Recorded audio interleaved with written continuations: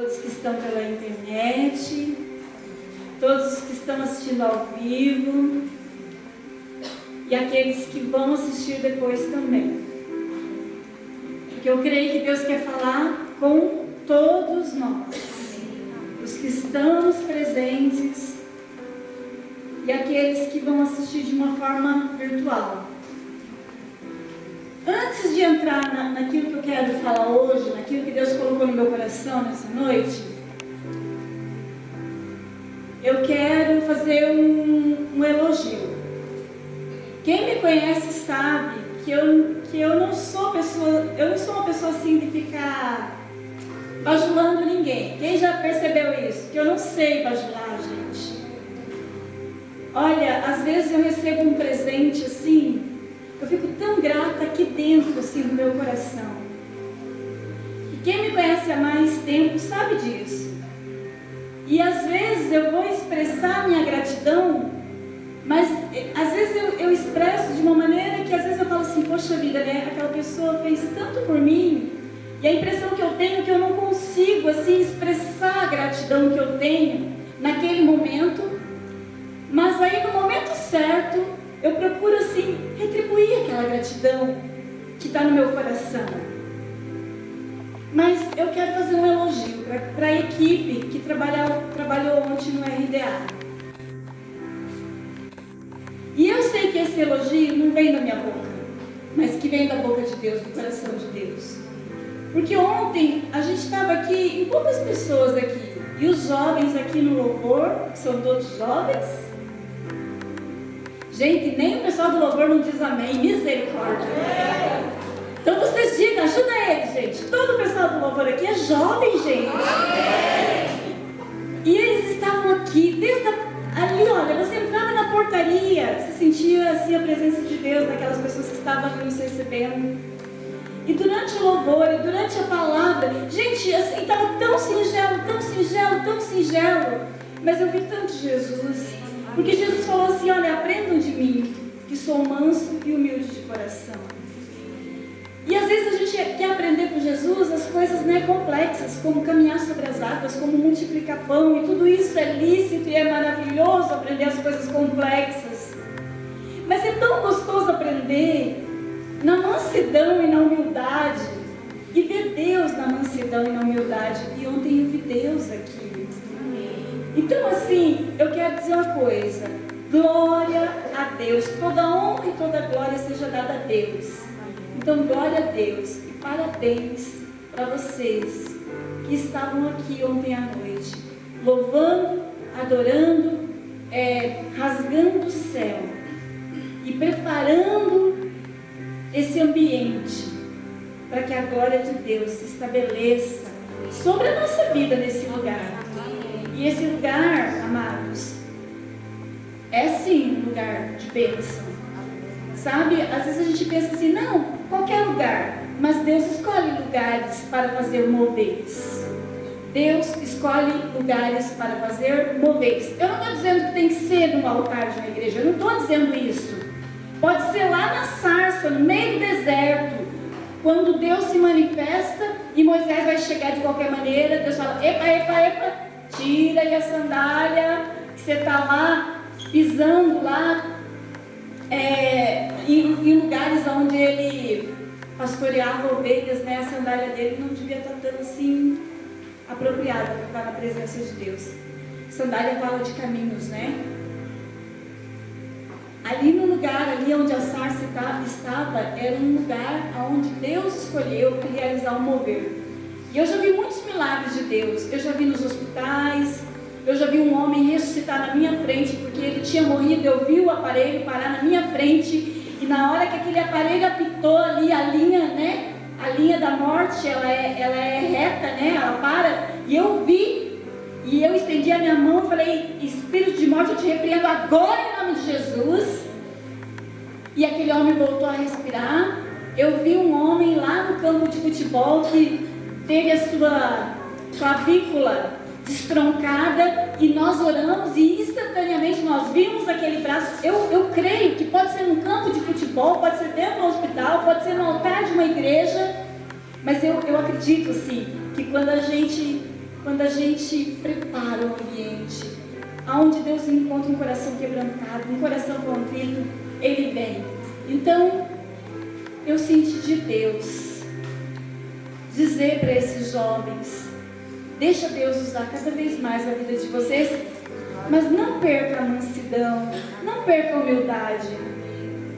Gente, está acontecendo um mover aqui que até as crianças estão percebendo. Esses dias eu recebi um vídeo de uma criança aqui da igreja. Moeu meu coração de ver a percepção daquela criança. Se uma criança, que é uma criança, tem condição de perceber o que Deus está fazendo nos cultos, aqui nesse lugar, nós não podemos brincar com isso. Deus está fazendo algo, Deus está fazendo, e Deus vai levantar pessoas para fazer algo aqui. Amém? Glória a Deus. Então, assim, deixa Deus usar vocês e não perca o coração humilde. Não perca. Não perca o coração humilde. Porque Deus ama o quebrantado e contrito. O quebrantado e contrito não desprezará o Senhor, mas Deus resiste o soberbo. Ontem nós recebemos a visita de um pré-candidato a prefeito na nossa casa. E eu não sei, gente, os últimos candidatos que têm ido lá na nossa casa pedir oração para nós, eles têm ganho. Amém. Os últimos candidatos que têm ido lá em casa, pastor, eu quero que vocês orem por nós. A gente tem orado. E a única coisa que eu pedi para aquele jovem, né? Eu falei assim: olha, eu não duvido do teu chamado, eu não duvido que você possa ser sim a escolha de Deus.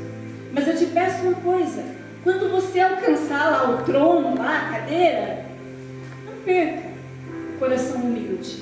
Porque é muito fácil a gente começar com Deus. Eu me lembro quando eu comecei lá na esquina, lá, que eu tinha que fazer unha a semana inteira e pegar R$80 e pagar por noite. E eu orava muito, eu dependia muito de Deus. E eu lembro que quando a gente veio para esse templo aqui, eu falei: Deus, eu quero continuar com o mesmo coração que eu comecei lá.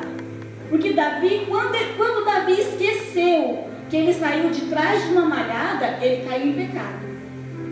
Então, quando você está atrás da malhada, você tem que sim olhar para o futuro, vislumbrar a promessa e se ver lá.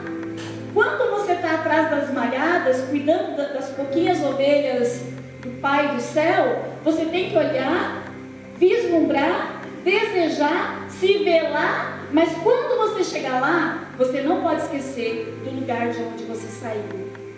E se Deus está trazendo essa palavra hoje, é uma palavra de crescimento, se Ele está dizendo: não perca o coração humilde que você tem hoje, é porque você vai crescer.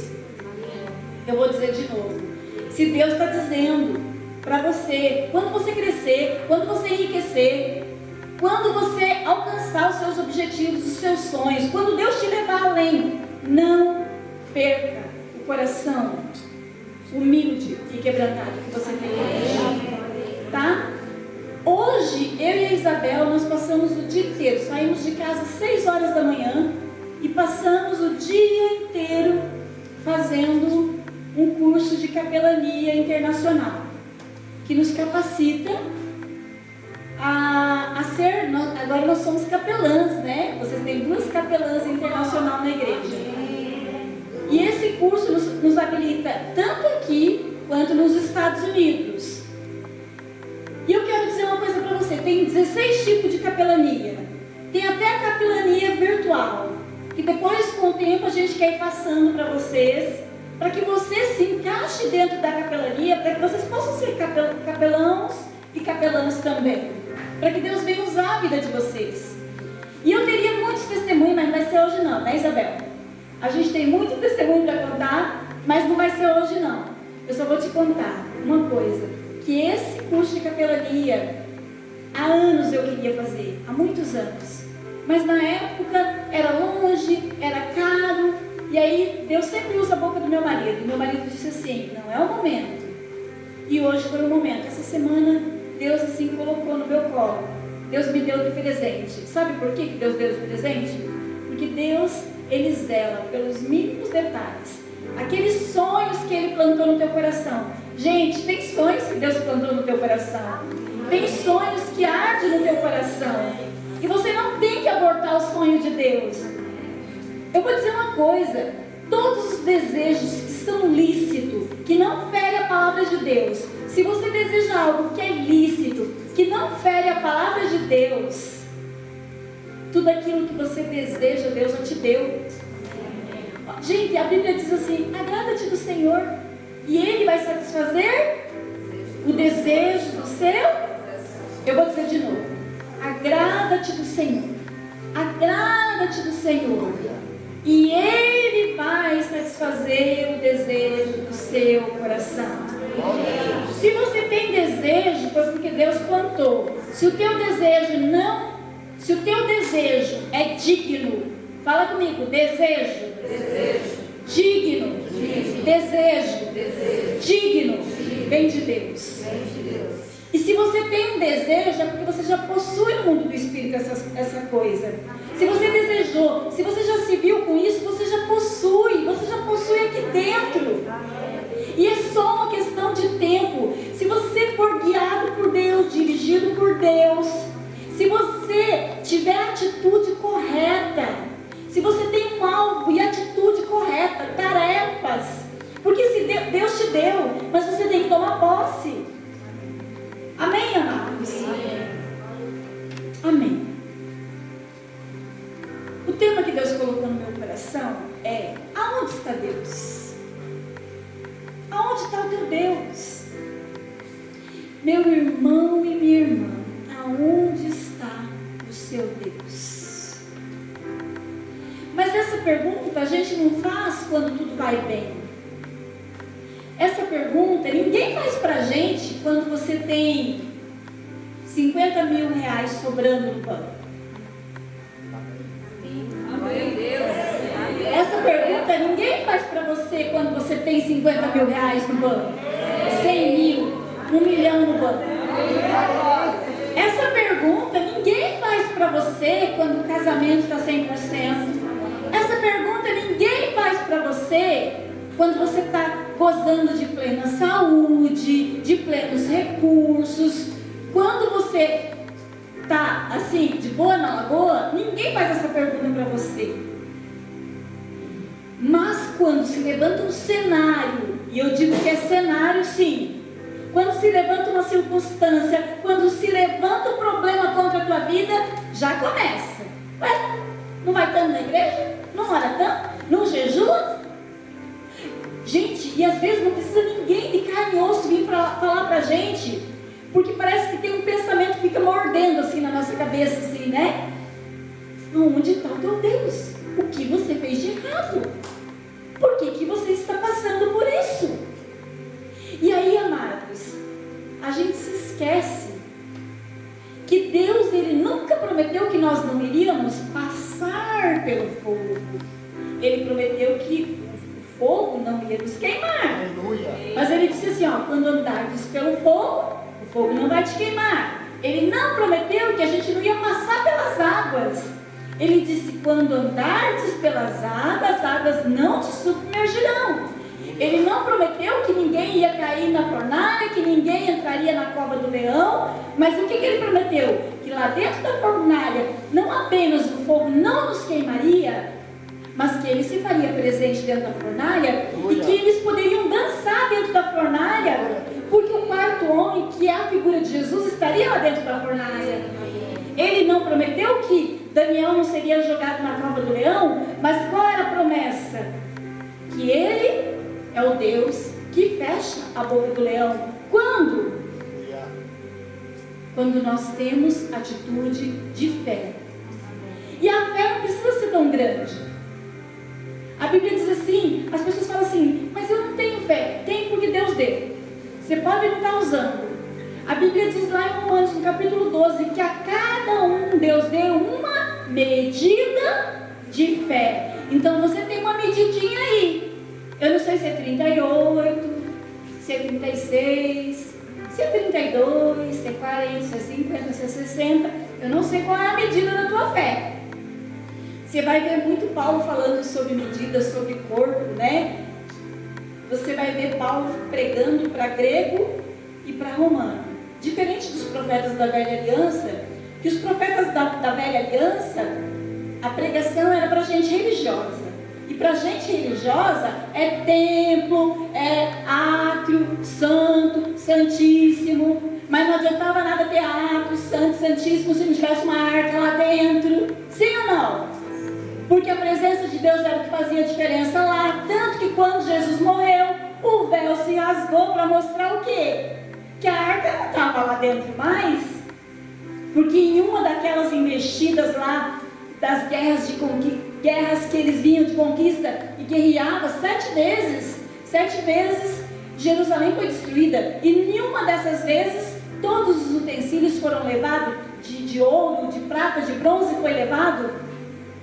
Quando o véu se rasgou, gente, o que ficou revelado? Que a arca que simbolizava a presença de Deus já não estava mais lá. E aí você vai ver, quando Paulo vem para pregar, para quem não é religioso, mas é o quê? Intelectual. Porque tem gente que é tão sábio, que acha que ele não precisa de Deus, né? Aí Paulo vem e fala assim, olha, cuidado, porque Cristo é a cabeça e a igreja é o seu corpo. Você vai ver muito isso. Você vai ver ele dizendo assim, olha, vocês têm que, bem-aventurado é o homem que persevera na sua provação, porque depois de ter sido aprovado, receberá o quê? A coroa da vida. Quem é que recebia a coroa? Os atletas, que não desistia da corrida, que não desistia dos jogos, que já tinha, né? O Monte Olimpo e as Olimpíadas começou lá. E aí Paulo vai falar, a todo mundo foi dada uma medida de fé. Ninguém vai poder chegar diante de Deus e dizer, Deus, eu não tinha fé, o Senhor não me deu fé. Ele deu. Só que agora, uma coisa, gente, hoje você pode ter uma fé 36, uma fé 38, você pode ter uma medidinha pequenininha assim. Mas se você exercitar os músculos da tua fé, se você exercitar, se você perseverar, se você fazer, e se você fizer de novo, e se você perseverar em Deus, a tua fé vai ser acrescentada. A Bíblia diz que se nós tivermos uma fé do tamanho de um grão de mostarda, gente, como que pode uma fé tão pequenininha como um grão de mostarda ter o poder de remover algo tão grande como uma montanha? Deus não está dizendo assim, olha, Deus podia falar assim, né? Se você tiver uma fé do tamanho da montanha, você vai remover um grão de mostarda. Mas não é, gente. Deus compara uma fé bem pequenininha para tirar da tua frente algo que é muito grande. E tudo isso a gente pode fazer pela fé.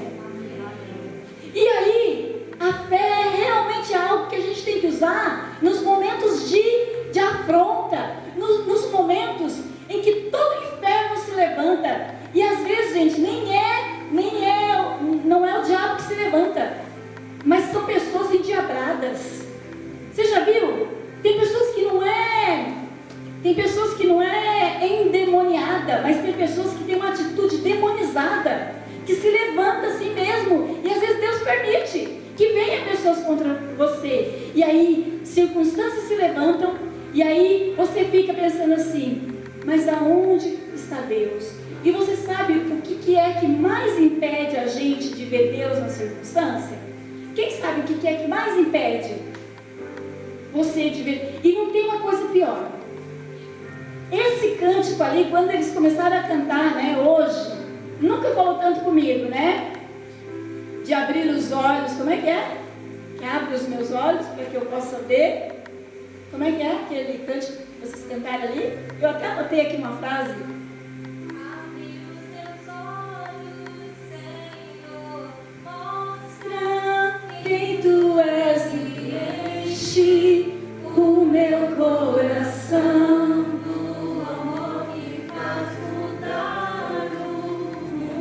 E essa música, a gente tem tudo a ver com essa mensagem.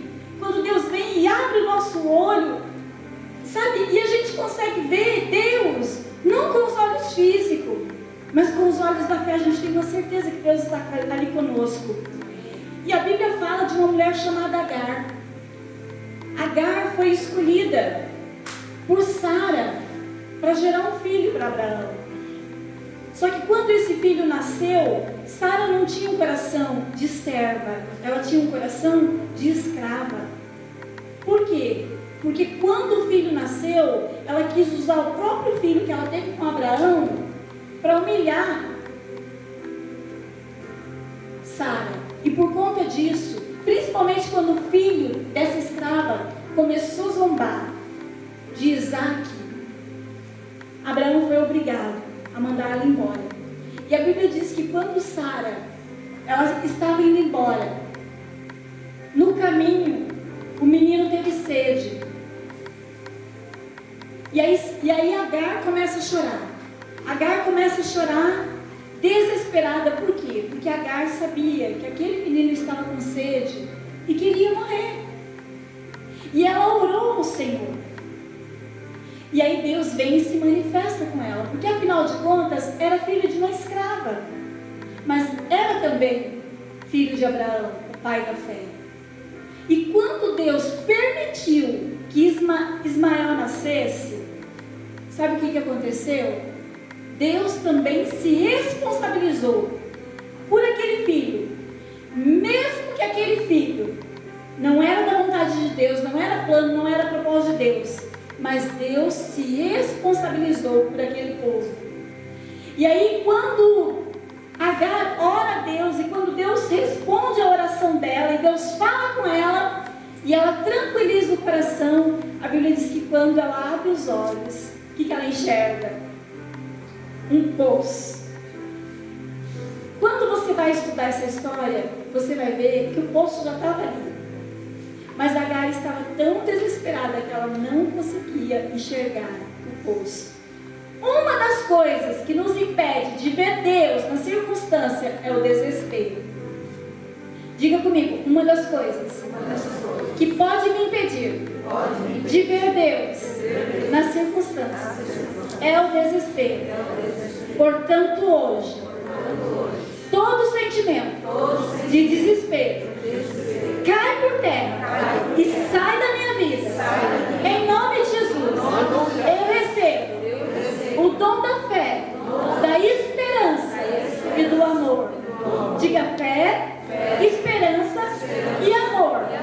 Esses três dons são os dons supremos: fé, esperança e amor. Esses três dons caminham de mão dada. Se você tem esperança, você não desespera. Amém?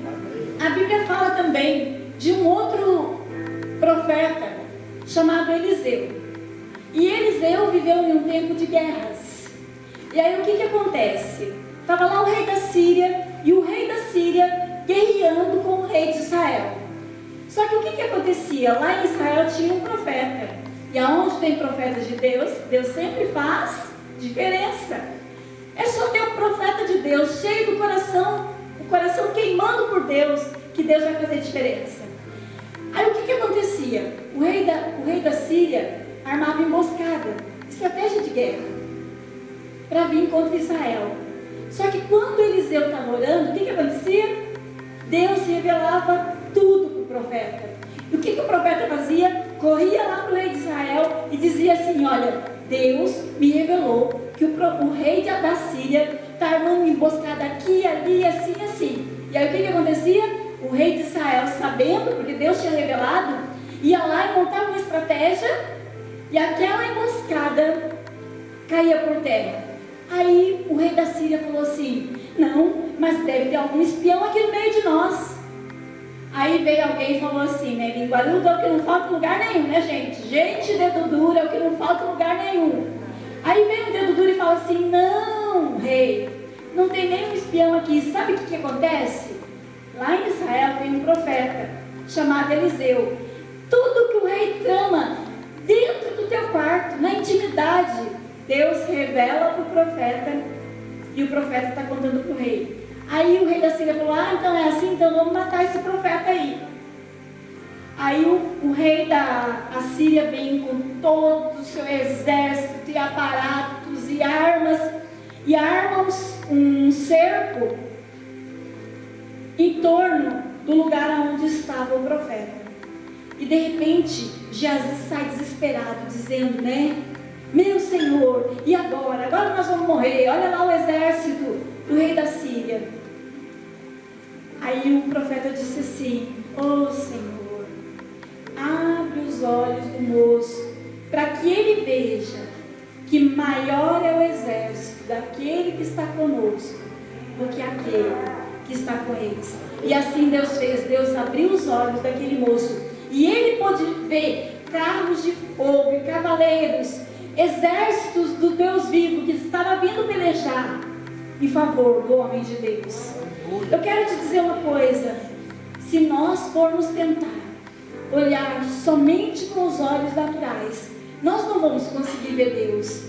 Mas se em um determinado momento que se levanta um cenário contra a nossa vida, nós fecharmos os nossos olhos e pedirmos para Deus: Deus, eu quero ver o Senhor nessa circunstância. Deus sempre vai se revelar em favor do seu povo. Eu quero ler aqui uma outra passagem que fala, eu gostaria que você abrisse comigo em Mateus, e eu gostaria que você entrasse nessa história.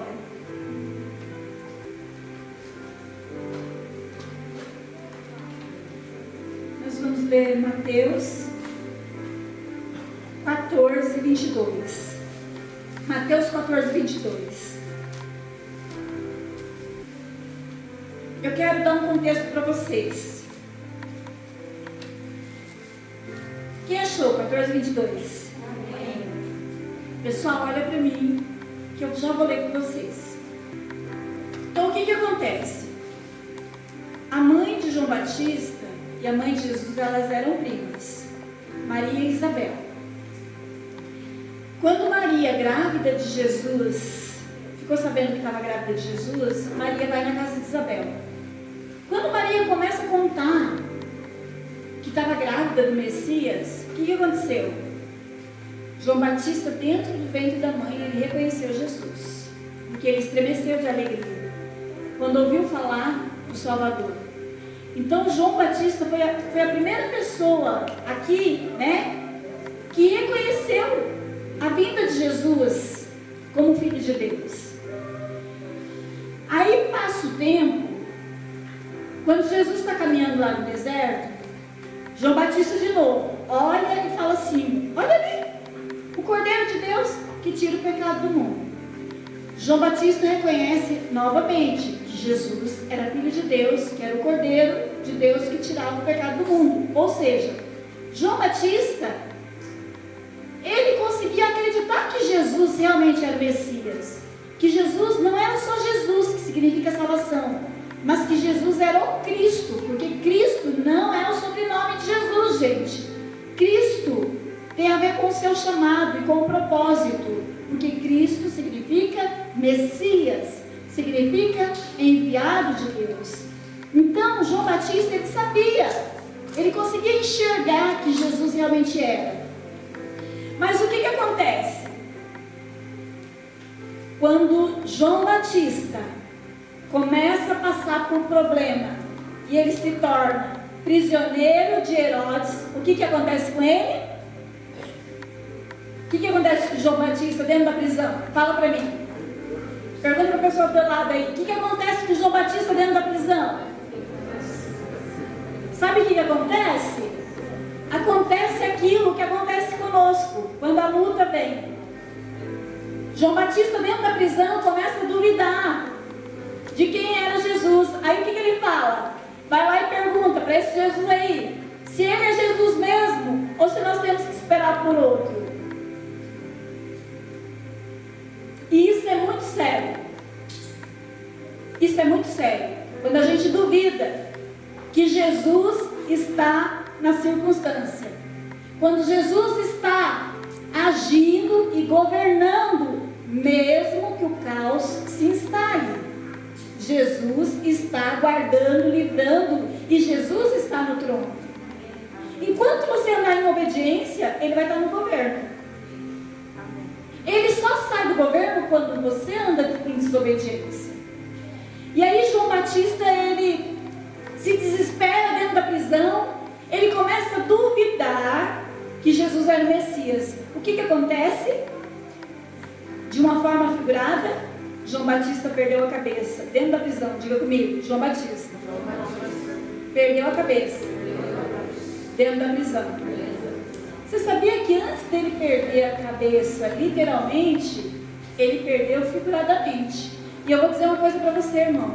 No meio da guerra, não perde a cabeça, não. Olha para a pessoa da direita e fala assim: ô irmão, quando você passar por uma luta, não perde a cabeça. Agora fala para o outro lado, para não ficar com ciúme. Irmão, quando você passar por luta, não perde a cabeça. Vou dizer uma coisa para vocês: tudo que acontece no mundo do espírito depois acaba acontecendo no mundo natural também. Quando João Batista perdeu a cabeça no mundo natural, era só Deus permitindo que aquilo que já estava no mundo espiritual viesse para o mundo natural. E aí Jesus, ele não responde assim: não, vai lá e implora para João Batista acreditar em mim. João Batista fala assim: ó, manda lá os discípulos lá, manda lá perguntar se é esse mesmo. Aí Jesus poderia falar: não, pelo amor de Deus, ele tem que acreditar em mim. Volta lá e diz que ele tem que acreditar em mim, porque eu sou. Jesus não faz isso. Aí Jesus falou assim: ó, vai lá e diz para ele o que eu faço. Jesus não provava com palavras, mas Jesus provava com a atitude que ele era o Filho de Deus. Vai lá e fala que o cego enxerga, o surdo ouve, o paralítico volta a andar e os mortos ressuscitam. E aos pobres é pregado o evangelho do reino.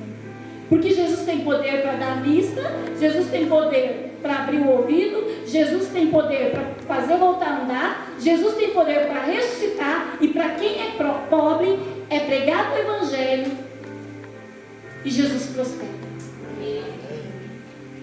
Aí, amados, o que acontece? O capítulo 14 de Mateus começa com João Batista, ele morre. E aí o que acontece? No versículo 12, chegaram os discípulos e sepultaram, né? Levaram o corpo de João Batista e sepultaram. E foram lá e anunciaram para Jesus: olha, ele morreu mesmo, foi sepultado. Daí Jesus, ouvindo isso, no versículo 13, Jesus retirou para dali um barco para um lugar deserto, né? Jesus queria ficar só. Daí no 14 diz assim: e Jesus saindo viu uma multidão e possuído de íntima compaixão para com ela curou os enfermos. E sendo chegada a tarde, os discípulos se aproximaram e dizendo: o lugar é deserto, a hora já é avançada, despede a multidão para que vão pelas aldeias e comprem comida. Aí Jesus vai e diz assim: não, dá vocês de comer. Então os discípulos disseram: não temos nada aqui senão 5 pães e 2 peixinhos. Disse Jesus: traz aqui. E tendo mandado a multidão se assentar, tomou os 5 pães, os 2 peixinhos, ergueu os olhos ao céu, abençoou, partiu o pão, deu aos discípulos, os discípulos deu para a multidão, comeram todos, saciaram-se e levantaram, comeram todos e saciaram, e levantaram dos pedaços que sobraram 12 cestos cheios. E os que comeram foram quase 5.000 homens, além de mulheres e crianças. Agora olha para mim. O que acontece aqui? João Batista perde a cabeça, tá? Eu vou dizer uma coisa para vocês. Guarda isso pro resto da vida de vocês. Vocês podem esquecer muita coisa que eu vou falar aqui, mas por favor, não esqueça isso. Porque isso fez a diferença na minha vida. Isso me fez chegar até aqui. E eu sei que isso me levará até o dia que eu vou me encontrar com Jesus. Não perca a cabeça no meio da guerra. O soldado, ele volta da guerra. Ele pode voltar sem pé, sem perna, sem braço e continuar vivendo. Mas se o soldado perder a cabeça, acabou. Você sabia que no mundo do espírito existe uma guerra de carne e espírito? Existe uma guerra no mundo do espírito. Tanto Deus ele quer o quê? A tua cabeça, o teu coração. Sim ou não, gente? Porque quando fala de coração, está falando de emoção. E a gente sabe que a emoção não é nesse coração aqui, mas é aqui na nossa mente. E eu vou dizer uma coisa para você. O inferno às vezes se levanta por quê? Porque ele quer tomar a tua cabeça. Ele quer tomar os seus pensamentos. Mas existe uma peleja porque é esse lugar que Deus quer. É a tua alma que Deus quer. É os seus pensamentos, são as suas emoções, são os seus desejos. É isso que Deus quer. A gente sabe que o inimigo da nossa alma também quer a nossa cabeça. Mas para quem que você vai entregar a tua cabeça? Para quem que você vai entregar os seus pensamentos? Você vai entregar para o mal? Você vai entregar para o inimigo das suas almas? Ou você vai entregar a tua mente e teu coração para Deus? João Batista morreu. E perceba bem aqui como estava conturbado. Olha só. Presta atenção, gente. Primeiro, João Batista está preso. Aí aquilo que era difícil fica impossível. João Batista morreu. João Batista foi sepultado. Os discípulos vão falar para Jesus que o primo dele morreu. Aí Jesus fica triste. Quer ficar no lugar sozinho, mas o povo não respeita. Porque o povo não respeita nem a tua dor. Vão atrás de você. Você quer ficar quieto, mas eles vão. Aí foram atrás de Jesus. Aí Jesus, tá bom. Jesus põe o luto dele à parte e vai lá e ora e o povo é curado. Aí o povo está com fome. Meu Deus do céu, né? E os discípulos aqui, né? Atrás de Jesus, para acompanhar Jesus. Aí os discípulos chegam para Jesus e falam: Jesus, pelo amor de Deus, desperta esse povo, já é tarde, estão com fome. Aí Jesus fala assim: para que despedir? Dá vocês de comer. Aí os discípulos falam assim: mas nós não temos comida, você quer arrumar para a nossa cabeça. Mas o que tem aí? Aí tem 2 pães, tem 5 pães e 2 peixinhos. Jesus fala assim: traz aqui. Aí Jesus começa a fazer o quê? Repartir. E aí tudo que você reparte se multiplica. Tudo que você reparte se multiplica. Jesus começa a repartir. Não tinha, era só, gente, pensa lá, 5 pão e 2 peixinhos. Aí o que Jesus faz? Ele começa a quebrar assim, ó. Ele começa a repartir. E aquilo começa a se multiplicar. E todo mundo come. Aí eu pergunto para vocês, gente, esse dia já não teve bastante informação nesse dia? Esse dia já não aconteceu coisa demais. Tipo assim, já aconteceu coisa ruim, já aconteceu coisa boa. Já sepultaram um, já multiplicaram pão. Eles já estavam cansados. E às vezes a gente está cansado, né? Aí Deus fala assim, aí no final aqui, quando já multiplicou pão, já está bom, Jesus, já está bom. Aí Jesus fala: não está bom não. Vocês vão fazer o seguinte, vocês vão entrar no barco. E aí é engraçado que tem uma versão aqui, diz assim, que Deus insistiu. Tem outras que falam, Jesus ordenou. Tem alguém que fala aí, Jesus ordenou. Tem umas que diz assim, Jesus insistiu. E tem uma que diz assim, Jesus interpelou.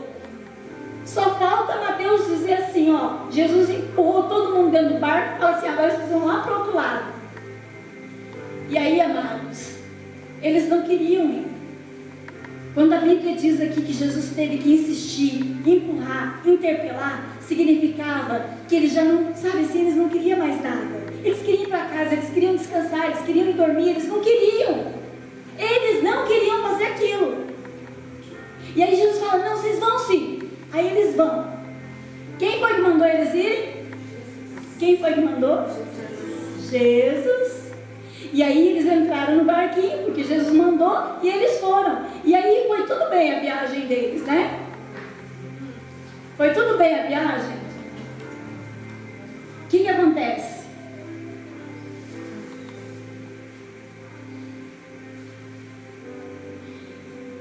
E despedida a multidão, subiu ao monte para orar, e chegada a tarde, estava ali só.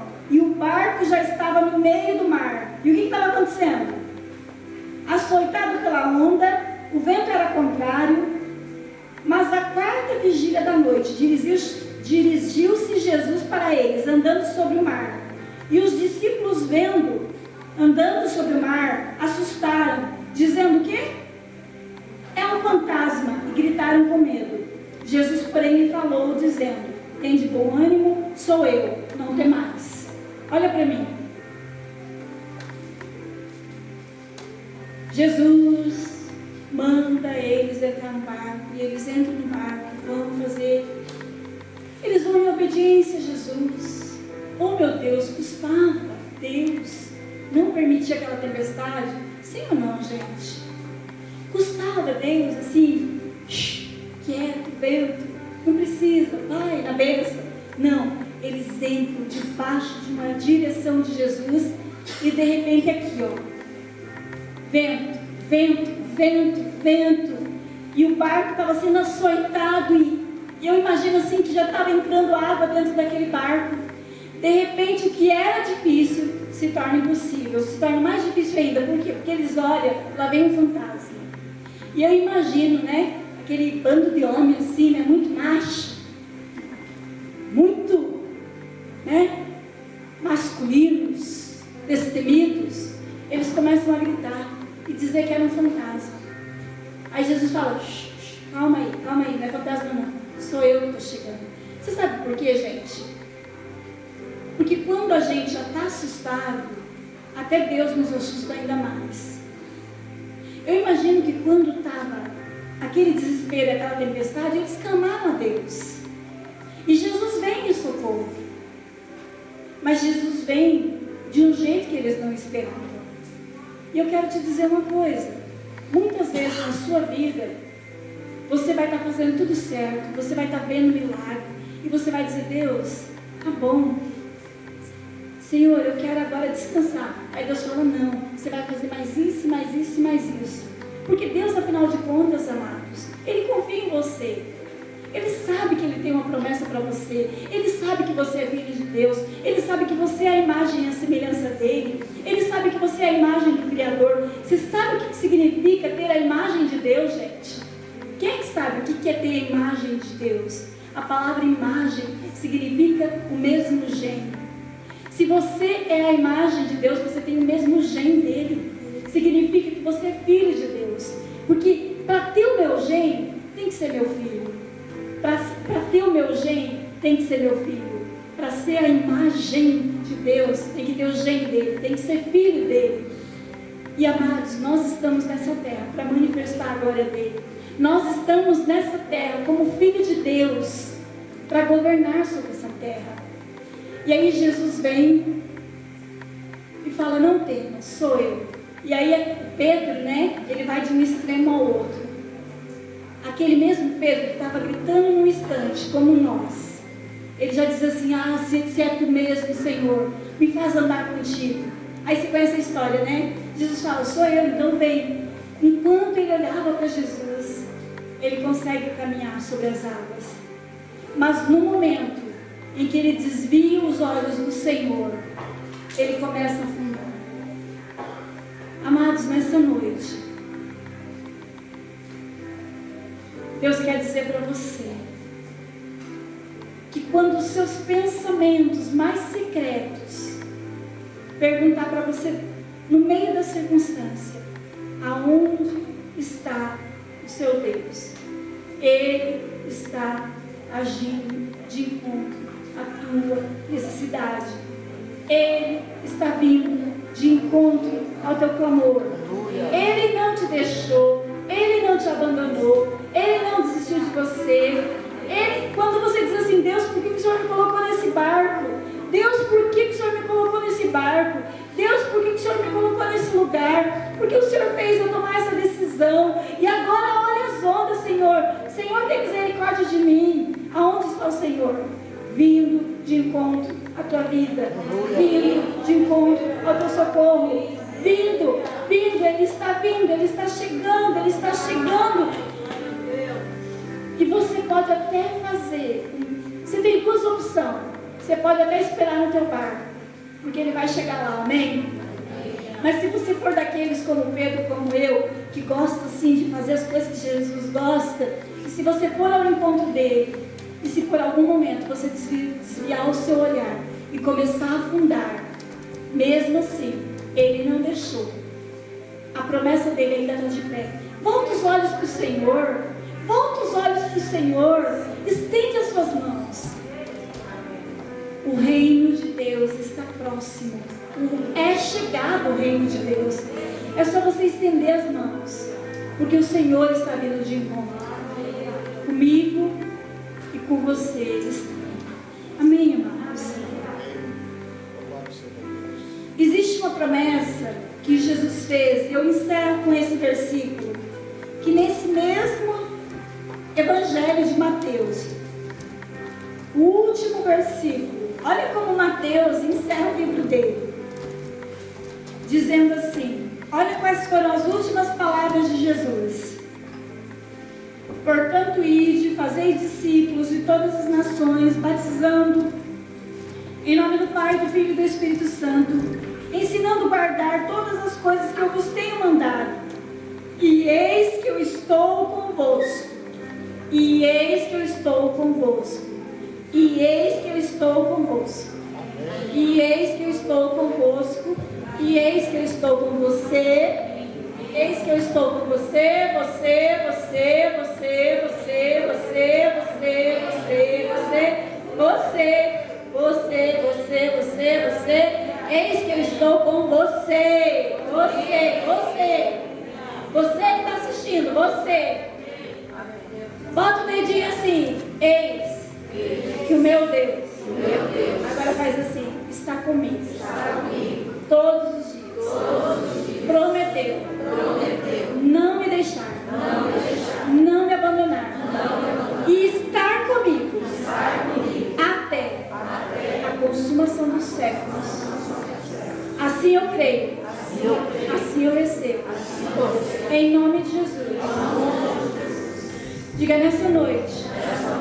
Eu declaro o Senhor Jesus como meu único, verdadeiro Senhor e Salvador.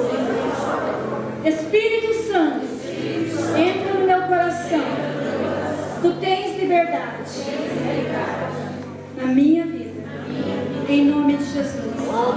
Quantos podem dizer amém?